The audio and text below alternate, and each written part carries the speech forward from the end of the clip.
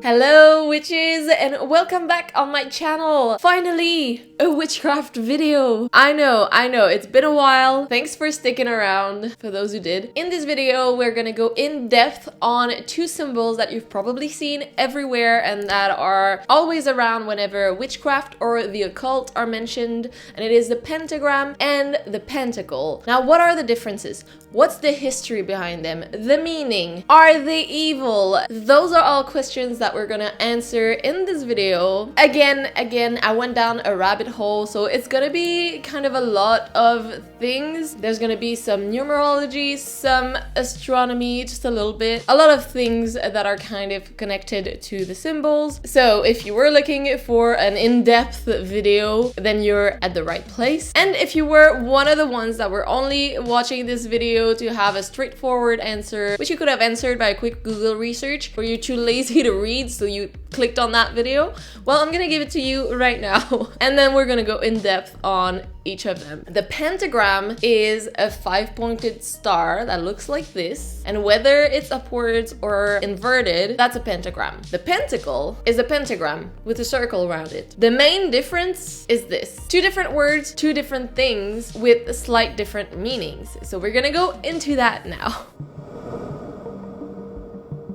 I'm gonna talk a little bit more about the pentagram since it's also part of the pentacle and it's kind of the main symbol here. So the pentagram is actually one of the oldest symbols used by humans, and it can be traced to well beyond 5,000 years. I read also over 8,000 years, and in a lot of different places as well. The word itself comes from Greek. The first part is penta. I don't know how to pronounce it separately, but it means 5. The second part comes from gramma, which stands for character or what is written. Basically, pentagram means something with 5 little thingies that is written.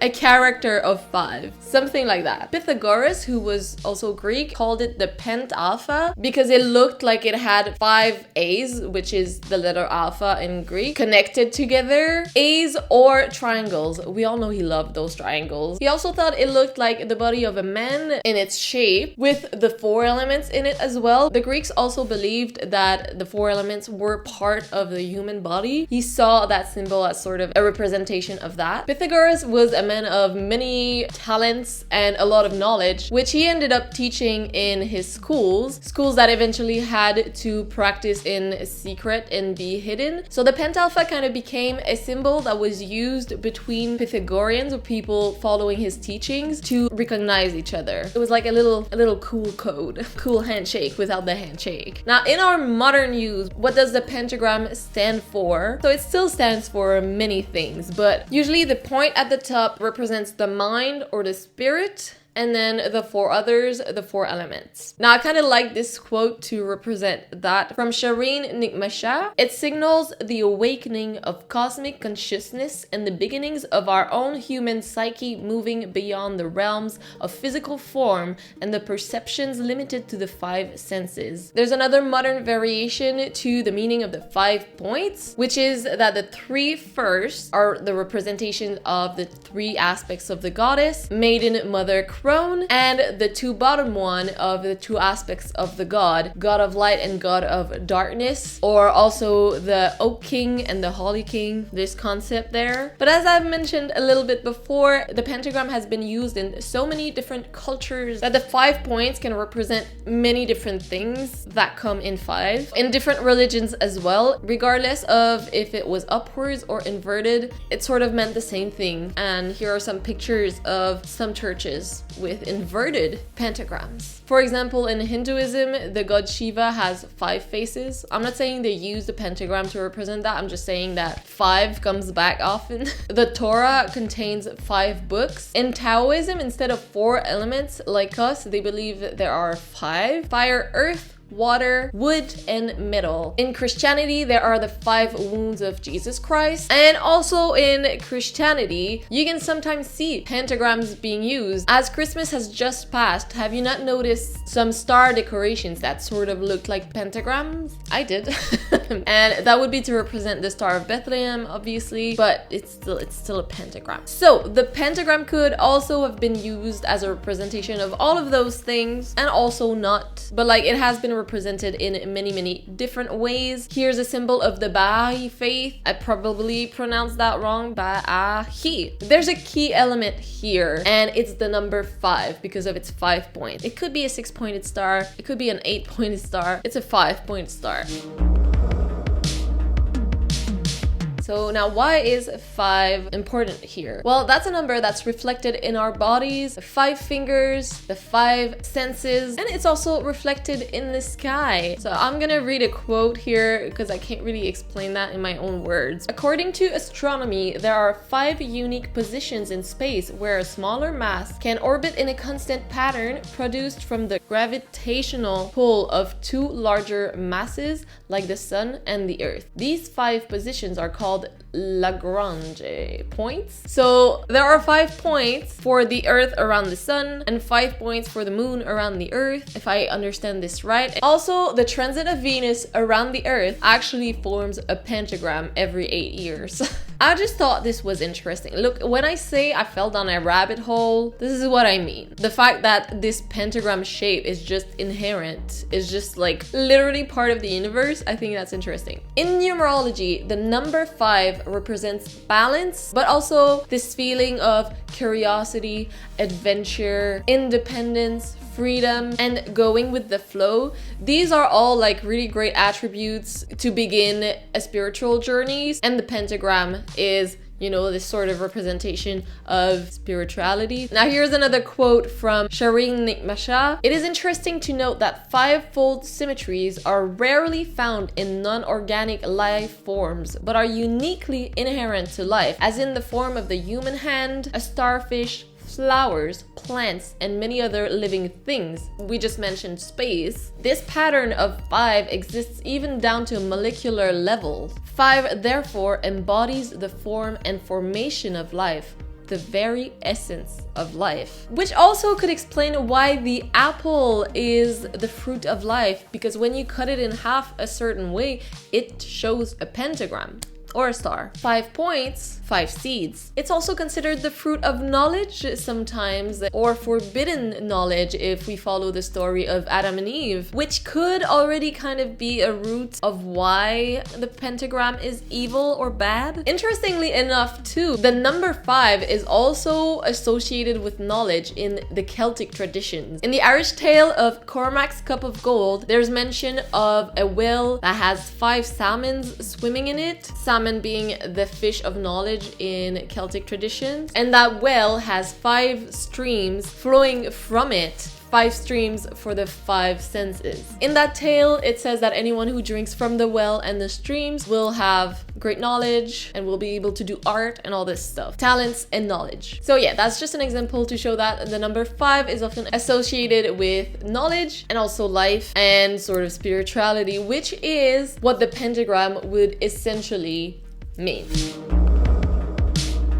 Now the pentacle, kind of just take everything that I just said and put it in a circle. Again, pentacle comes from the word penta, which means 5, and acle. It's also been called at some point pentangle. I don't know which word came first, and maybe pentacle is just a mispronunciation of pentangle since it has 5 angles. That would kind of make sense. It's also been connected to the Middle French word, I don't know what the difference is, pentacle or pendacole, which is an ornament or charm hung around your neck. So kind of like this. This would be a pentacle. Col is what this is, so it has to do like around the neck is a col. So pentacle. So it could come from that, the fact that people would wear it. The word pentacle as well refers to something more like a talisman or a charm, as just mentioned, not necessarily worn, but used, like a tangible object. And interestingly enough, if you research pentacle at some point, you will see some pictures of symbols that aren't the pentagram. So the pentacle can also refer to a talisman or charm with a magical symbol written, as long as it's written in a circle. So any symbol bounded by a circle could be a pentacle, but the most popular or widely seen one is the pentagram written in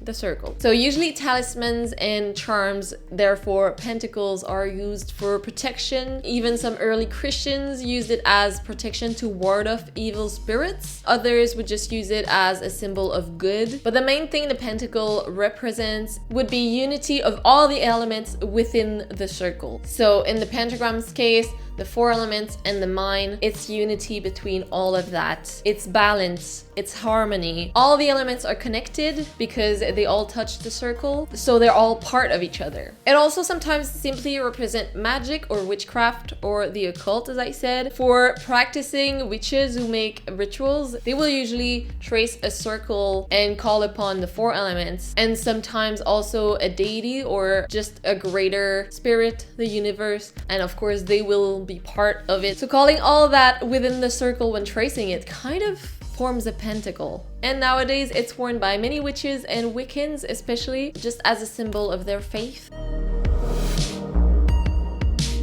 Now, is it evil really? Because if you've seen pretty much any horror movie that came out lately, there's gonna be some evil shit going on and there's gonna be a pentagram or a pentacle. They kind of call it both. And you know, it really annoys me when I watch, like recently I've watched the Sam and Colby video where they go into Sally's house. And just before that, there was a BuzzFeed Unsolved video where they go back to the Sally's house and then they go in the basement and they're like, oh, there used to be people who did satanic rituals here, and oh, there used to be the pentagram on the floor. They don't talk like that. I don't know what that voice was. Kind of just has that, ooh, pentagram, evil, demons, Satan. But with all that I've just said, we kind of already can see that it's not the case. So why? Where did that come from? What happened? Well, it's actually only been considered evil for about 100 years or 150. I think one French guy ruined it for everyone. So Eliphas Levi wrote in his book in 1855, he basically said that an inverted pentacle was evil. He thought that the pentagram with a single point pointing up like this was fine, was good, was for protection and all this stuff. But as soon as it was inverted, it was evil. Let's hear some quotes that he wrote. A reversed pentagram with 2 points projecting upwards is a symbol of evil and attracts sinister forces because it overturns the proper order of things and demonstrates the triumph of matter over spirit. It is the goat of lust attacking the heavens with its horns. What he's saying is that the mind is at the bottom and sort of earthly matters are prevailing over the mind. He also wrote, the flaming star, which when turned upside down is a sign of the goat of black magic, whose head may be drawn in the star, the 2 horns at the top, the ears to the right and left, the beard at the bottom. It is a sign of antagonism and fatality. Let us keep the figure of the 5-pointed star always upright, with the topmost triangle pointing to heaven, for it is the seat of wisdom, and if the figure is reversed, perversion and evil will be the result. 1855,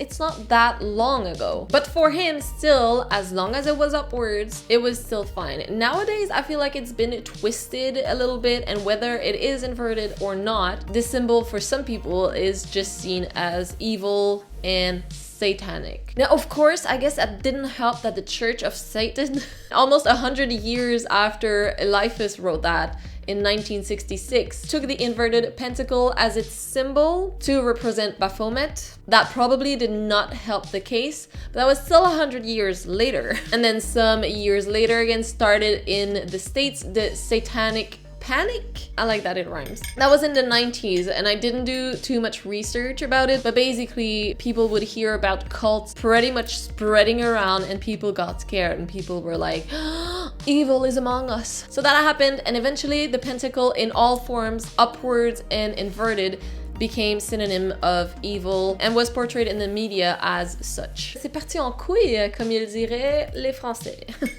So, that is kind of all I had. In conclusion, there is a lot behind both of these symbols and so many meanings and interpretations that changed over time and that are still changing because everything is fluid. Everything is temporary, evolution, you know. But some of these meanings seem to have prevailed over time: balance and protection. and the 4 elements and the mind. Like, this is, in the big picture, what they represent today. And even though modern media representations of the pentagram made it to be evil since the lovely writings of Eliphas, let us not forget that Goethe and his famous Faust used what the Germans would call a Drudenfuss, aka a pentagram, against Mephisto as sort of protection. Mephisto, who's literally the devil, Satan himself. So here we are. I hope this answered some of your questions. I hope you learned something you didn't expect to learn, and I hope you liked this video. If you did, please give it a like and subscribe to my channel if you aren't already for more content like this. So for now, I'm gonna go down another rabbit hole on my own, and I'll see you next week with a brand new video. In the meantime, you can follow me on all of my social media.